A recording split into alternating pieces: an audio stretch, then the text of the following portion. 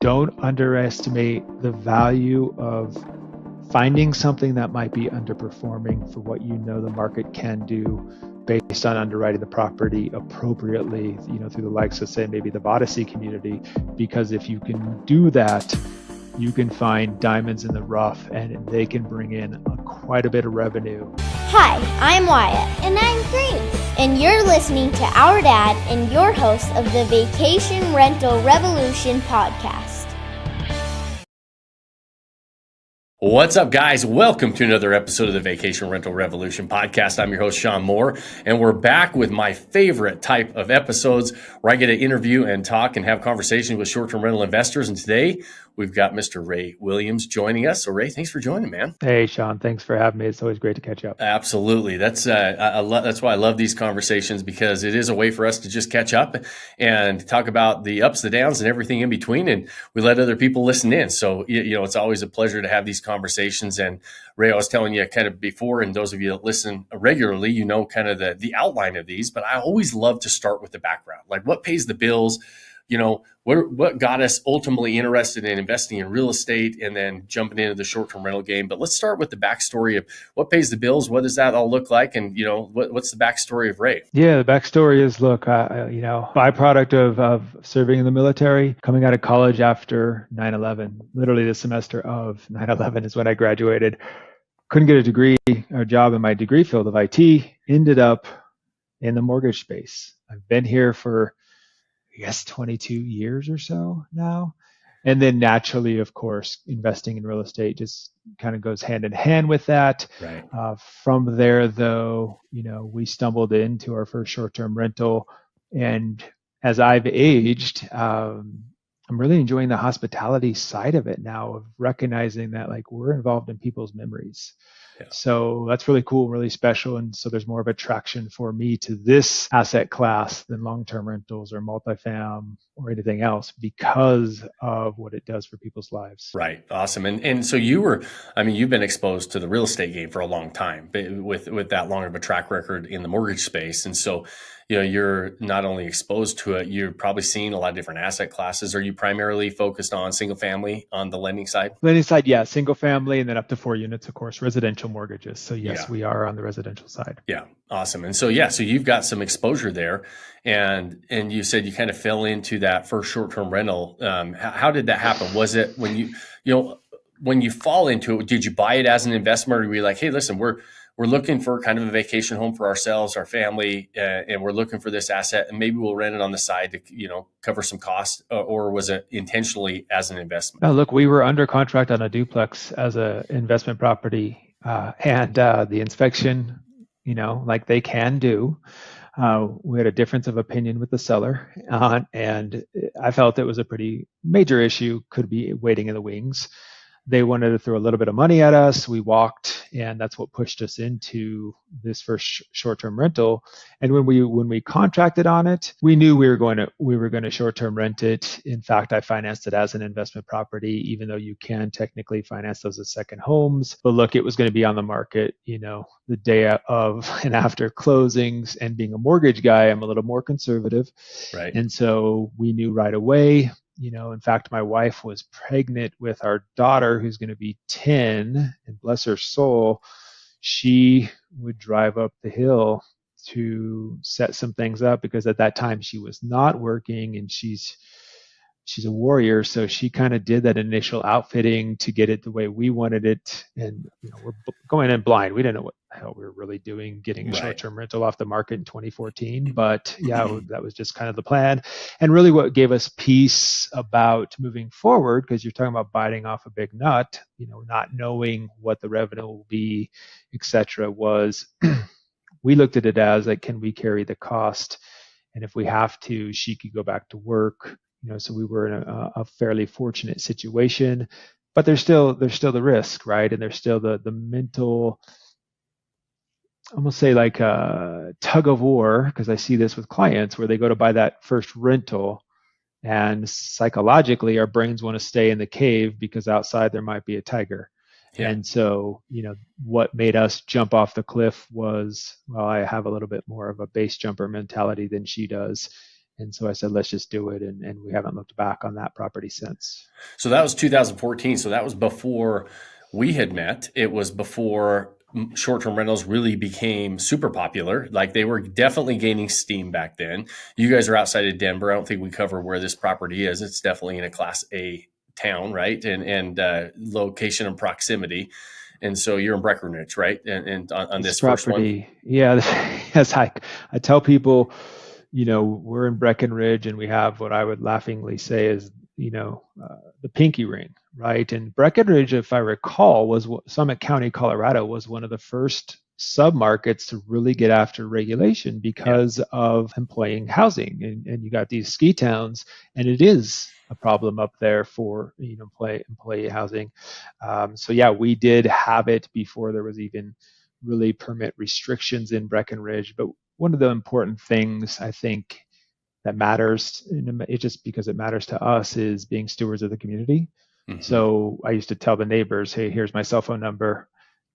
Back in the day, before there was reporting numbers and such, just call me if there's issues. We never got phone calls. We never got phone calls, but I always told them, call me if the guests are giving you a challenge, because we want to make sure we understand one thing. That's your home. This is a rental house for us. Right. And just knowing that you care, right? I always say we want to be good neighbors. We want to be good stewards of the community. We want to be, rent responsibly in these areas.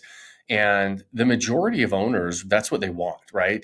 Like us as investors, that's what we want we want them to be treated like our own home. And so, and just reaching out to those neighbors, like you said, you weren't getting calls all the time. And we say that all the time. Talk to your neighbors, let them know, listen, we don't want parties in here. We don't want people coming in and, causing havoc. We want them to treat it like it's our own home as well. And if there's any issues, or if you're seeing any issues or something's bothering you, let us know so we can take care of it.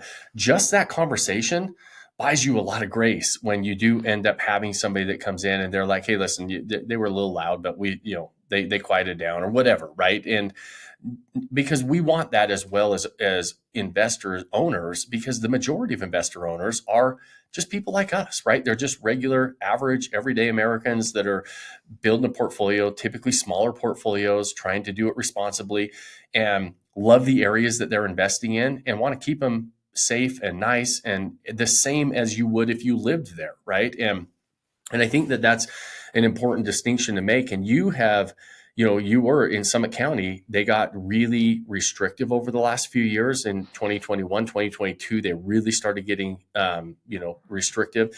And so I'm curious, because you had the ability to watch this. Like when you got in, there was no really rules, restrictions, licensing, permitting. They weren't available. They didn't have them. Now you've had this property, you've had to see how Summit County has navigated this. And, I'm sure there were stressful times thinking, is this going to affect me, or some of these regulations going to affect us and our property? How did you go through that and handle that? And even though your neighbors were happy with you, as you watched a county that got very, very restrictive? Yeah, I just stayed on top of it, as it was being talked about that Summit County was going to put, regulations in place. I made sure I stayed educated. What does this mean for us? What does it mean for the community? What are the positives and negatives for having short-term rentals? And, how can we make sure that we're, good members of the community and following the rules? Following the rules. I've had many conversations with the different departments, up there, just to make sure they know that like, we're down here, right? But being 90 miles away or whatever it is from Denver, however, it matters to us, and we want to make sure that that home up there is being well taken care of, and that we care about the community up there. So yeah, that was the big thing for me, and it's just part of my core values. So it's just easy. Yeah, it was just natural, right? It was second nature for you to do that. So staying on top of it is one thing. What about any involvement? Did you have to get involved to be able to when the permits and licenses did come available so that you could get one? Like, how did that process go? Or because like today, a lot of times it's really like people are always like, hey, listen, how do I, there's a lot of areas that are restricted, and it's easier for us to go in and underwrite and say, yes, we can, or no, we can't operate a short-term rental. And so we make decisions on areas that we're able to get licensing and permitting in, and making sure that that box is checked on the very front end of underwriting. But when you buy a property that wasn't available, and then as things mature and markets, the regulations start to pop up, staying on top of them is one thing. How did you make sure that you were able to actually get a permit, licensing, and stay within the rules and regulations as they started popping up? No, I think Breckenridge did a great job. They had an organization, they had a plan. There was mapping about what areas it would apply to. Of course, they have since evolved it even more so to zones up there. And so for me, it was just important to know what we were working with, because as a former CPA told me about his story of building wealth, part of it's dumb luck. We just so happen to own the house we bought ends up in an area where we're able to rent it year round. But if we didn't buy that house, we would be, we're a byproduct of the regulations as they come. We would then have had to make a potentially a tough choice to stay in the market or exit the market at that time. Right. So going through that, though, was a great education, because it helped us on our most recent acquisition to really know, now that regulations are in place, how do we navigate this to ensure when we close on the property, we're not going to have any problems, and what are the potential hurdles we're going to face getting up and running on this last property. Yeah, and I think and we'll talk about that a little bit. And I think that one point I'd like to highlight is something that I talk about a lot, is making sure that we're buying quality assets in quality areas, right? Breckenridge is a Class A resort town. It's not going anywhere. It's a quality area. You're buying quality assets in that area. So and this is especially important. I think it's important always. The reason I say that is because those properties tend to appreciate better than, the average properties. And that's going to be naturally over time the biggest lever you're going to have, and the biggest leverage point you're going to have to build long-term wealth and net worth is that appreciation. It's not the cash flow on these properties, because of the quality assets that we buy. But the other secondary point to doing that is, if you happen to buy in an area that doesn't have rules and regulations in place, and they do change, and you aren't able to operate as a short-term rental, and you have to make the tough choice of saying, hey, do we keep this asset or do we have to sell it now because we can't operate and cash flow as a short-term rental like we were hoping for? You still bought a quality asset in a quality area, and so you can sell it and put that money, that equity, to use somewhere else if you so choose, and it still ends up being a pretty decent investment for you. So, I'd love to hear your opinion on that, because if you had to make that choice to say, okay, hey, we can't get the licensing and permitting, we have to sell this property, because you bought, my guess, in a quality area with a quality asset, you would have been able to get out of it in a positive situation still. Yeah, that town is nuts. Vail Resorts has come in there, and Breckenridge is just consistently named one of the best communities, ski resorts, mountain towns, etc. So, we kind of knew what we were getting into, but we're obviously very familiar with the area, myself being a native to Colorado, and knowing Breckenridge is different than Vail. Vail's very much more like a village. Breckenridge is a town. Yeah. People live there year round. And that was at a time where, we did see what was happening down here in Denver regarding real estate. But we beat the punch, because a lot of people were starting to buy rentals in Denver. And as I exited that contract on that duplex in Denver, we were turned on to Breckenridge, hearing that somebody else had bought a short-term rental up there, and it just kind of clicked in, and it just made sense. I had spent a lot of time up there snowboarding with friends, and I just love that area as well. So yes, not that it's insulated in an area like that, and yes, that the real estate is more expensive, but you're very big on this, which is buy in a good area, but also buy in a place you want to go to, and it checked all the boxes. Yeah. Yeah. And to me, that's the plan B. Your worst case scenario is if you have to liquidate an asset. If you have quality assets in quality areas, you're going to be able to liquidate in the black, not in the red. Right. And so people always say, well, make sure you can, if you can't short-term rent it, I've heard people say, make sure it long-term rents. And most of the time, these properties in quality assets and quality areas typically are tough to long-term rent because your acquisition cost is higher, right? And so that's not the plan B is if I had to liquidate, did this property go up in value? And you can insulate your investment by buying those quality assets and quality areas. A little bit more expensive on the front end, but you're more insulated on the back end because those areas are established. People want to be there. Properties go up in value. And ultimately, if you don't have to sell it, great. You're building that net worth. But if you did have to sell it, you also can pull that equity out and put it somewhere else. Yeah, it goes back to the old adage, right? Location, location, location. Yep. It applies. I think it applies in all asset classes in real estate. Yeah, absolutely. It does, right? It's why they say it. Like, I mean, it applies across the board. Warren Buffett, I didn't get that. That's who says buy quality assets in quality areas, and arguably the greatest investor of all time. And he says, I'm good because I buy quality, right? And I invest in quality. And so I think it's one of those overlooked things because how many times, and you work with investors when you're writing loans for investors, how many times are they just looking at cash flow? And it's like, hey, listen, this is what I'm chasing is a certain return on my investment as far as a cash on cash return. And my argument is always over a period of time, a 5 or 10 year time horizon, the quality asset, quality area that's going to appreciate is going to make you a lot more money than that cash flow ever will. Typically going to be the case. I have a personal experience right now where, it's a property I've owned for quite a while. And, we are looking to exit the asset. A great neighborhood, but on a second time in my life, younger me bought on a busy street. Yeah. So while it's appreciated on the back end, you're always going to take a hit. On the last exit, it was about a 10%, but we knew going in we were going to take a hit on the exit, and that's where, like with the short-term rental, I couldn't say enough that location matters, a lot.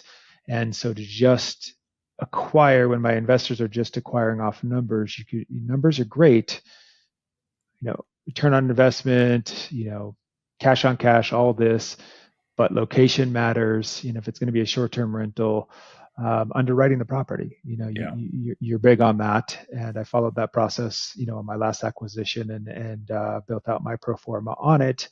And then sometimes you got to trust your gut, go with your intuition, and sometimes you jump off a cliff and base jump. Yeah, I love it. And let's lead into that second acquisition.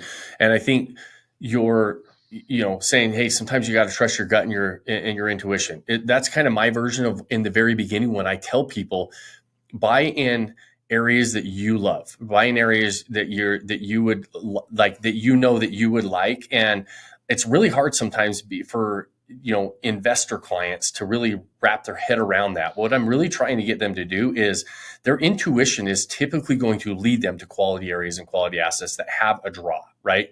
Your intuition is going, if you're like, hey, I love this property, I'd go use it.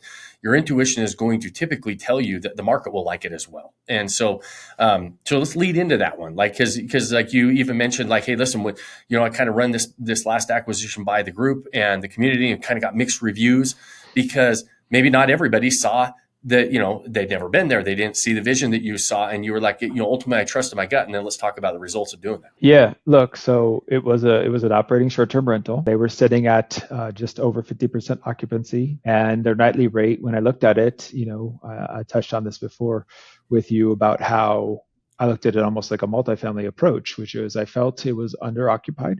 I felt that the nightly rate was low. Property was magical. And so when I did my pro forma and I did the 5-year pro forma, I plugged in what I think for what we could do with increasing the nightly rates, what we could do with plugging in the increase to occupancy. And at the same token, just like I did in Breckenridge, I went with a more conservative outcome from the underwrite to determine should we acquire versus leaning on the actual numbers that are happening. It was, should we, if it's the lower numbers. And for me, I've always been conservative that way.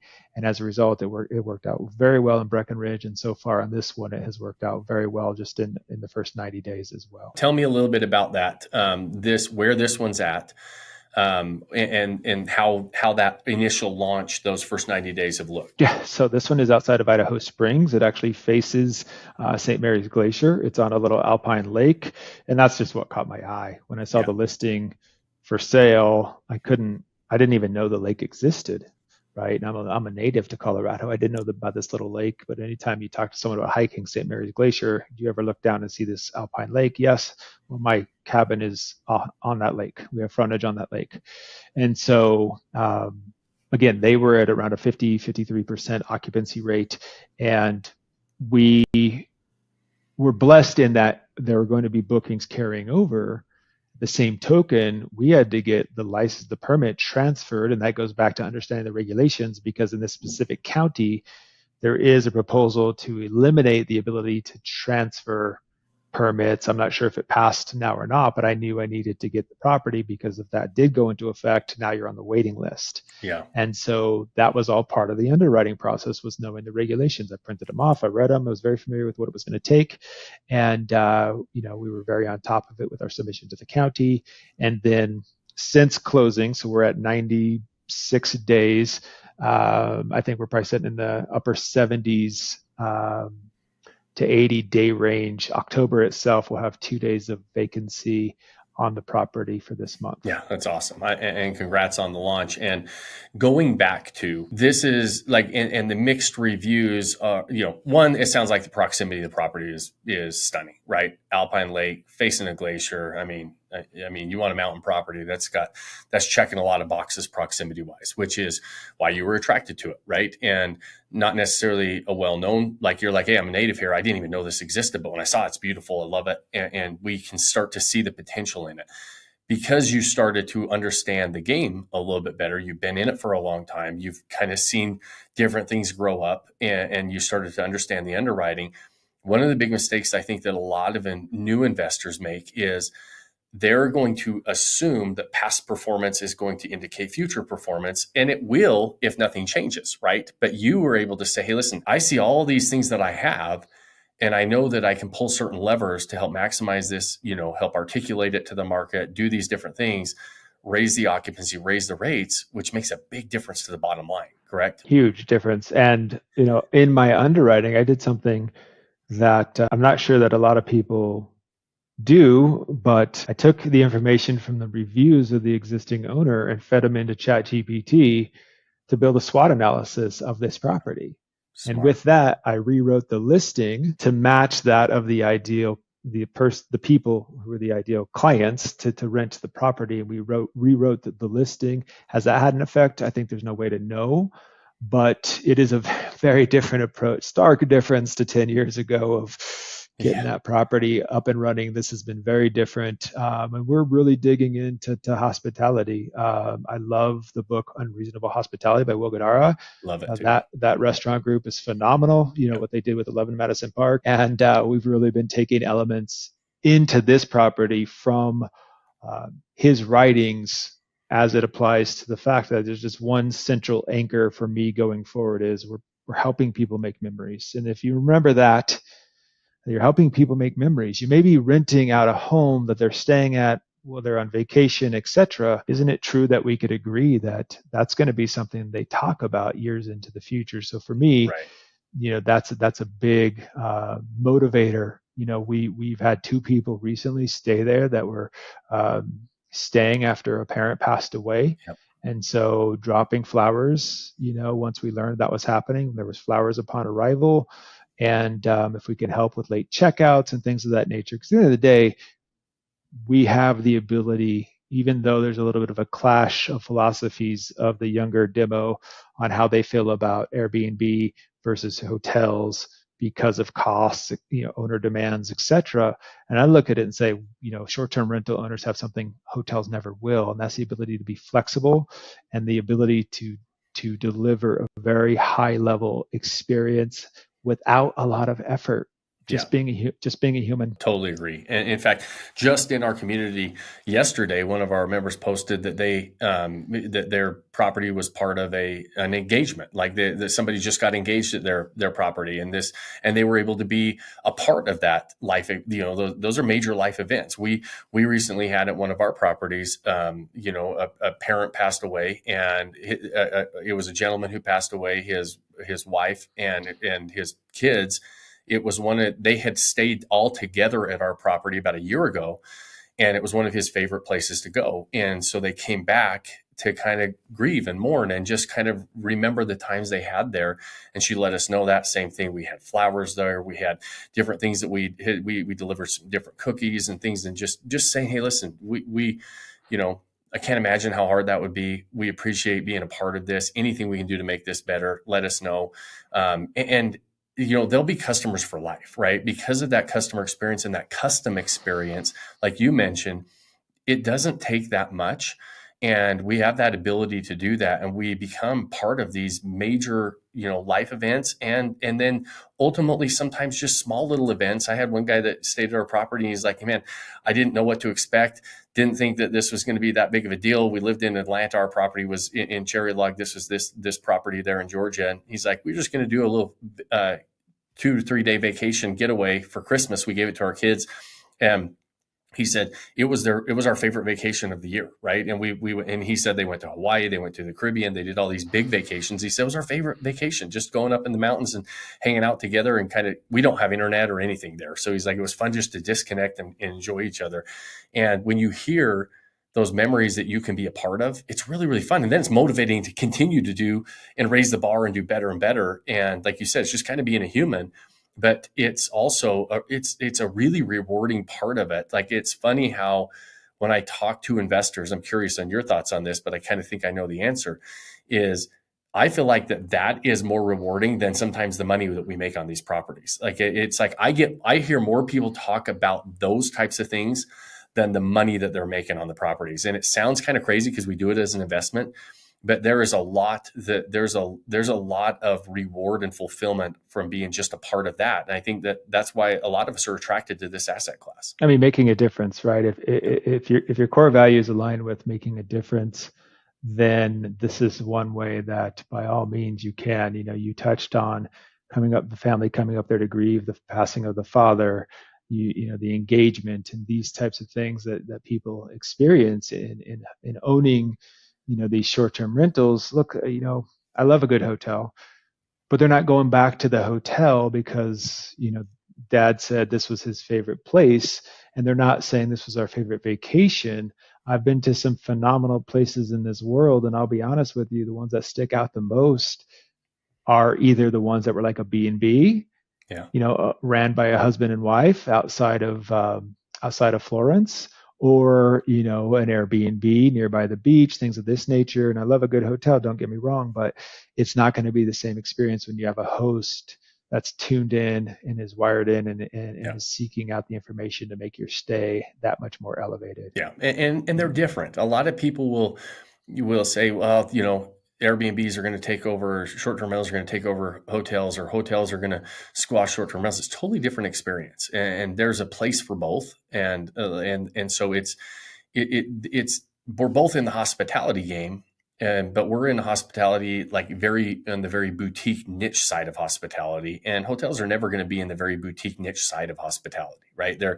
It's going to be at scale. They're going to have beautiful properties, amazing amenities, but everybody's kind of got access to the same stuff. A B&B or a short-term rental is going to be, these little boutique niche properties with individual owners and managers that are really involved in that customized guest experience. And really, when you talk about Unreasonable Hospitality, it's one of my favorite books as well.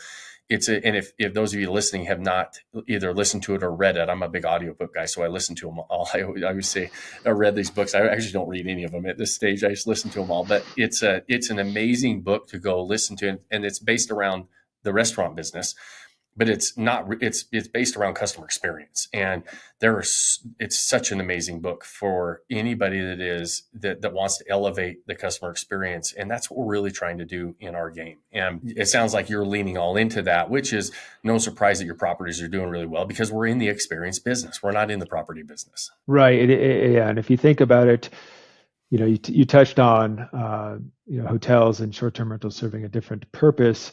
One thing about a stay at a short-term rental, if you've stayed at them, we're travelers as well, right? It's more intimate. Why is it more intimate? Well, if we travel with our kiddos and stay at an Airbnb, we might be cooking dinner there that night, and as a result, then the kids are waking up, we might be making dinner. There just adds those layers of the experience overall. And if you stay at a hotel, then you're going out, you're there less. There extra space, of course, with the fact that, with two kids, if we go stay at a hotel, kids are getting to the age where if you want to stay up past their bedtime, you got to get a second room.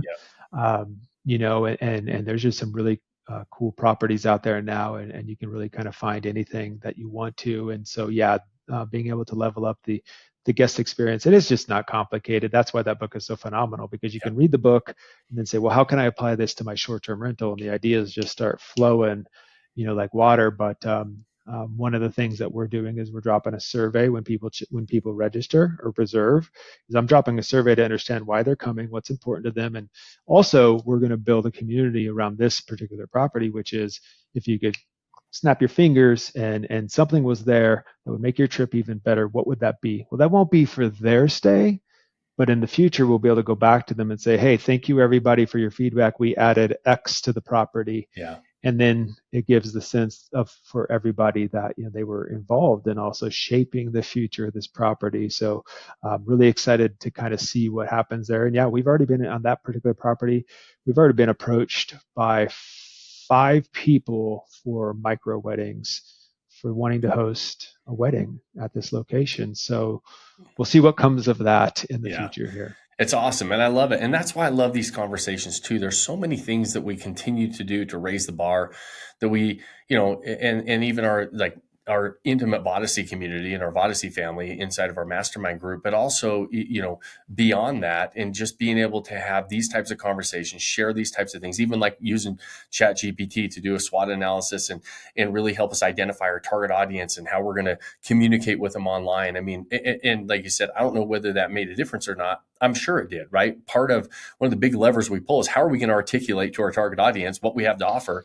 And that, that's a tool that's awesome to be able to use. And just hearing something like that, somebody can listen to it and say, oh man, I didn't think of that. I can do that. Right. And it helps all of us continue to raise the bar, which is why I love these conversations and love having these, who knows what's going to come of them. I always say I learn more from every one of these conversations, just kind of catching up on everything than, and we're in this game all the time. And there's always something else we can be doing. And so it's fun to have these conversations. And I know we covered a couple of different things, kind of lessons learned today. And for me, the big takeaway was, when you said, hey, listen, we got mixed reviews. We found a property. It's been doing awesome, but it wasn't doing that awesome. It was kind of mediocre. If you ran the numbers before based on what they're selling it for, I might not have made a lot of money with this property, but you saw the potential because you've been in the game. You've been diligent about saying, hey, listen, I mean, it's obvious talking to you that you care about, operating as a top host, right? And delivering these great experiences. And so, but so you were able to see, hey, they're not probably doing it the same way I would do it, and recognize that opportunity there. You've been able to navigate, a property that you bought, 10 years ago now, right? And watch an industry kind of grow up a little bit, and then ultimately regulations change on you, having to navigate all of that. As we kind of wrap up the conversation, I always ask at the end, going back to your younger self, or like, you're ready to do property number 3. What are some of the lessons learned or piece of advice you would like to give yourself so that somebody else can kind of take that and, we kind of pass the baton and they can start to run from there? Man, I would say, if you asked me, like, what would you tell a younger Ray? Well, obviously with Breckenridge, I would have said buy more. However, I would say to that younger Ray as well, read that book now and implement one thing out of that book, to elevate the client experience, because how you're going to create differentiation is going to be off of the client experience. And remember that when people are seeking to stay, they're looking to spend a lot of money with you. They're going to pay the OTAs a lot of fees. So going above and beyond, not treating it just as revenue, I think that can make a huge difference. And so I would say I would have handed myself that book early on, and I would have adapted even more, because where would it have led me to now? And where will this lead me to 10 years from now? And look, we're in the top 1% in Breckenridge, and we're already showing in the top in Idaho Springs. And for me, I want to touch on one thing I didn't want to lose sight of, which is don't underestimate the value of finding something that might be underperforming for what you know the market can do based on underwriting the property appropriately, through the likes of, say, maybe the Odyssey community. Because if you can do that, you can find diamonds in the rough, Yeah. and they can bring in quite a bit of revenue. So don't underestimate taking the time to see. And also, I would say this from being in the mortgage game, when I have the clients that rely solely on AirDNA, I would tell them that you got to watch AirDNA's data because it is not always accurate. So you have to kind of go below the surface, maybe get that pro account for the time that you're going to buy the property. Yeah. But do the diligence, run the numbers, because if you can find the underperforming properties, you can increase occupancy.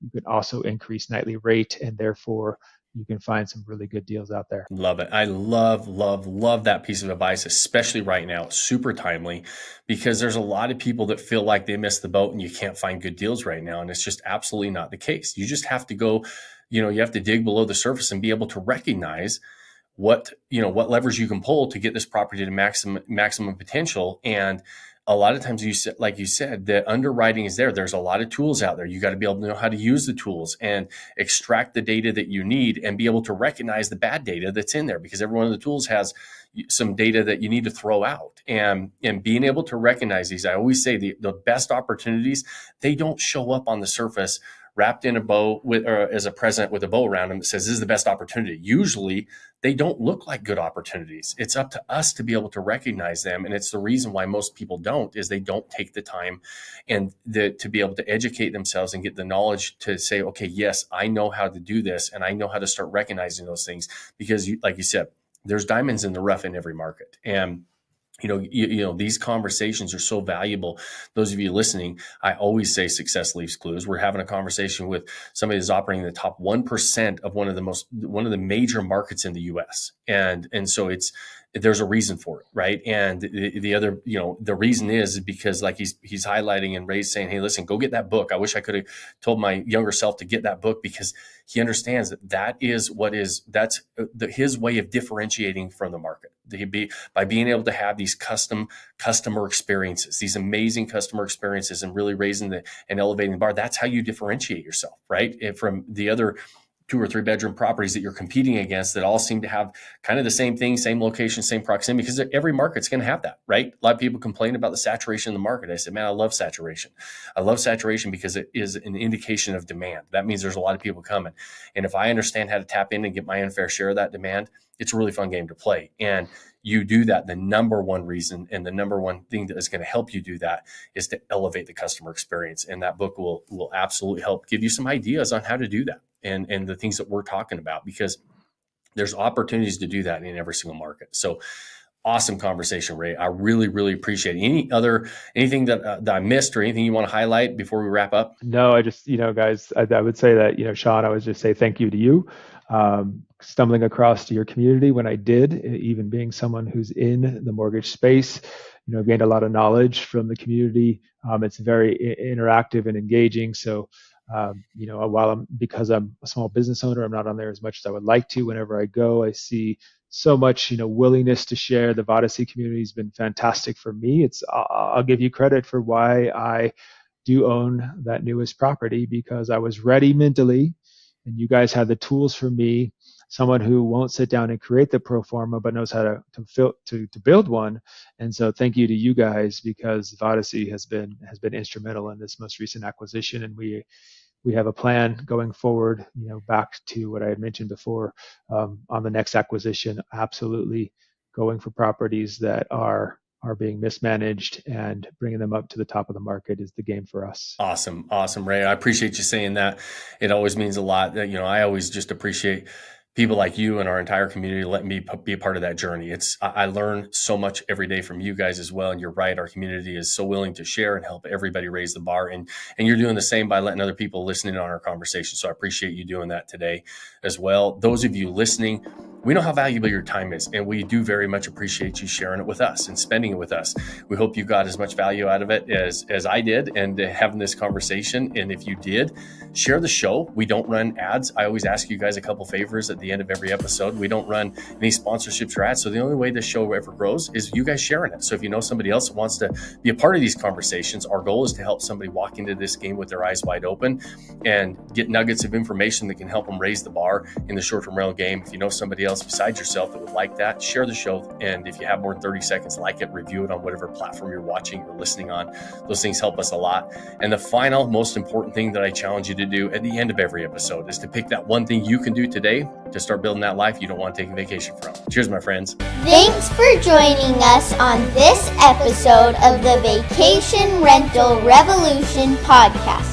Share this with other people you think need to hear about it. And don't forget to subscribe and leave us a review. Hey Grace, is there a website? Yes! For more amazing content and expert advice, visit Vodacy.com. Thanks for listening, and we'll see you on the next episode.